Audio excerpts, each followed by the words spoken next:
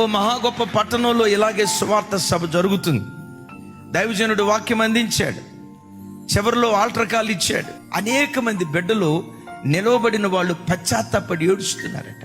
ఈ వాక్యం ప్రజల మధ్యలోకి రాకుండా చెట్ల చాటున అంత దూరాన ఉండి చెట్ల చాటున దాక్కుని వాక్యం వింటున్న ఒక మనుషుడు ఆ మాట వినటంతో చెట్ల చాటున దాక్కున్నటువంటి యవనస్తుడు పరుగు పరుగున ముందుకొచ్చి ప్రజలను దాటుకుంటూ ఫుల్ ఫీట్ దగ్గరికి వచ్చి ఆ ఫుల్ ఫీట్ ఎదురుగా నేల మీద గుండెలు బాదుకుంటూ ఏడుస్తున్నాడట.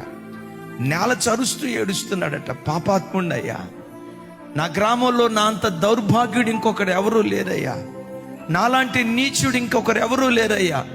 కన్న తండ్రి అన్నాడు, రేయ్ నువ్వు చస్తే నా కుటుంబం బాగుపడిద్దిరా అన్నాడు.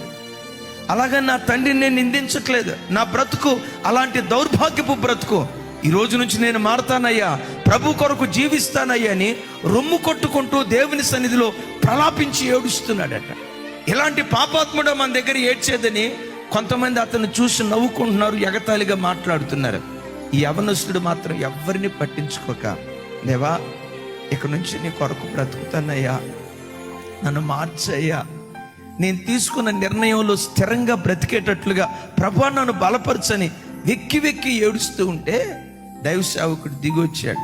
ఈయన పశ్చాత్తాపాన్ని చూసి, నా కుమారుడా, రాబోయే కాలంలో ఒక గొప్ప దైవ సేవకుడిగా దేవుడు నిన్ను వాడుకోబోతున్నాడు, కొన్ని జాతులకు దీవెన కారణంగా మారబోతున్నాడనే పశ్చాత్తాపాన్ని చూసి ఆశీర్వదించాడట.